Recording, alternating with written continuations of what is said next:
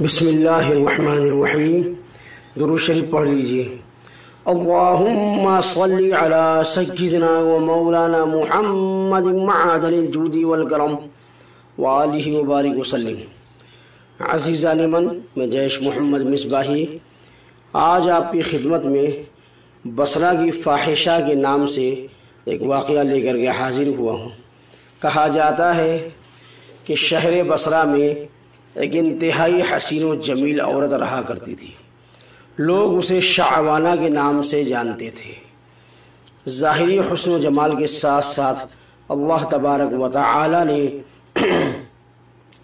اسے خوبصورت آواز سے بھی نوازا تھا۔ اپنی خوبصورت آواز کی وجہ سے وہ گائیکا اور نوحہ گر مشہور تھی۔ بصرہ شہر میں خوشی اور غمی کی کوئی مجلس اس کے بغیر مکمل تصور نہیں کی جاتی تھی۔ یہی وجہ تھی کہ اس کے پاس بہت سا مال اور دولت جمع ہو گیا تھا۔ شہر بصرہ میں فسق و فجور کے حوالے سے شعبانہ کی مثال دی جاتی تھی۔ اس کا رہن سہن امیرانہ تھا۔ وہ بیش قیمت لباس زیب تن کرتی اور گراں بہا زیورات سے بنی سنوری رہتی۔ ایک دن وہ اپنی رومی اور ترکی کنیزوں کے ساتھ کہیں جا رہی تھی۔ راستے میں اس کا گزر حضرت صالح المری رحمۃ اللہ تعالی علیہ کے گھر سے ہوا۔ حضرت صالح المری رحمۃ اللہ تعالی علیہ اللہ تبارک و تعالی کے برگزیدہ بندوں میں سے تھے۔ آپ بہت بڑے عالم دین اور عابد و زاہد تھے۔ آپ اپنے گھر میں لوگوں کو وعظ ارشاد فرمایا کرتے تھے۔ آپ کے وعظ کی تاثیر سے لوگوں پر رقت طاری ہو جاتی اور وہ بڑی زور زور سے آہو بکا شروع کر دیتے اور اللہ کے خوف سے ان کی آنکھوں سے آنسوؤں کی جھڑیاں لگ جاتی تھی۔ جب شعبانہ نامی وہ عورت وہاں سے گزرنے لگی تو اس نے اس گھر سے آہو فغاں کی آوازیں سنی۔ آوازیں سن کر اسے بہت غصہ آیا۔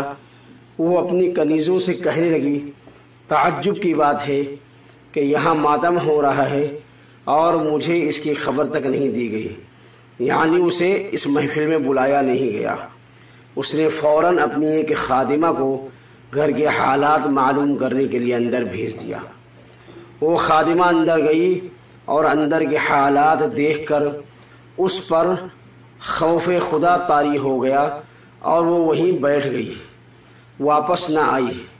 شعبانہ نے کافی انتظار کے بعد دوسری اور پھر تیسری لونڈی کو اندر بھیجا، مگر وہ بھی واپس نہ لوٹی۔ پھر اس نے چوتھی خادمہ کو اندر بھیجا، جو تھوڑی دیر کے بعد واپس لوٹ آئی اور اسے بتایا کہ گھر میں کسی کے مرنے پر ماتم نہیں ہو رہا بلکہ اپنے گناہوں پر ماتم ہو رہا ہے۔ لوگ اپنے گناہوں کی وجہ سے اللہ کے خوف سے ڈر کر رو رہے ہیں۔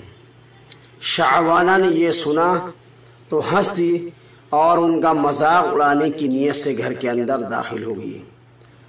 قدرت الہیہ کو کچھ اور ہی منظور تھا، لہٰذا جو ہی وہ اندر داخل ہوئی اللہ تبارک و تعالی نے اس کے دل کو بدل دیا اور اس پر اپنی رحمت بھری نظر ڈالی۔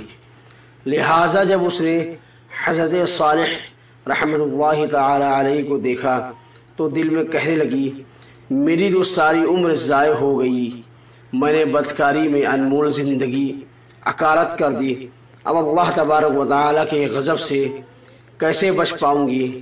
اگرچہ وہ بڑا حلیم ہے مگر وہ حیا والا بھی تو ہے، وہ میرے گناہوں سے کیسے درگزر فرمائے گا؟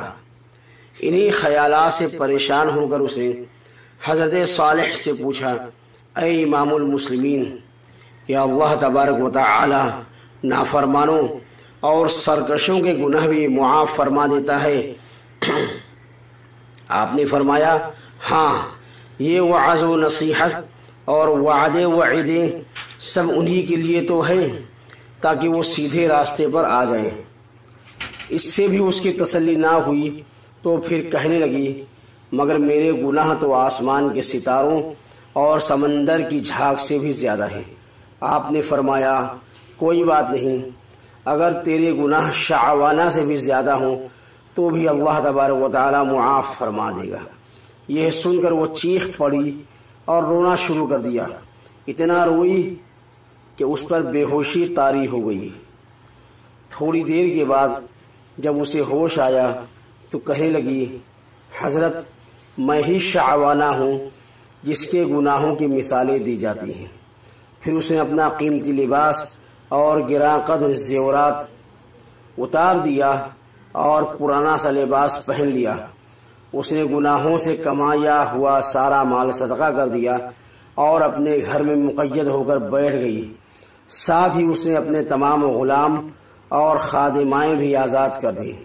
اس کے بعد وہ شب و روز اللہ تبارک و تعالی کی عبادت میں مصروف رہتی اور اپنے گناہوں پر روتی رہتی اور ان کی معافی مانگتی رہتی، رو رو کر رب کی بارگاہ میں التجائیں کرتی، اے توبہ کرنے والوں کی کو چاہنے والے، اے گنہگاروں کو معاف فرمانے والے، مجھ پر رحم فرما دے، میں کمزور ہوں، میں تیرے عذاب کی سختیوں کو برداشت نہیں کر سکتی، تو مجھے اپنے عذاب سے بچا لے اور مجھے اپنی زیارت سے مشرف فرما۔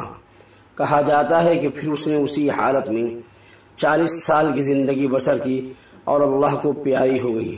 اللہ تبارک و تعالی اس کے حال پر رحم فرمائے۔ تو سامعین کرام، آج کا یہ واقعہ یہیں پر مکمل ہوتا ہے۔ اللہ تبارک و تعالی ہمارا اور آپ کا حامی و ناصر ہو۔ السلام علیکم ورحمۃ اللہ تعالی وبرکاتہ۔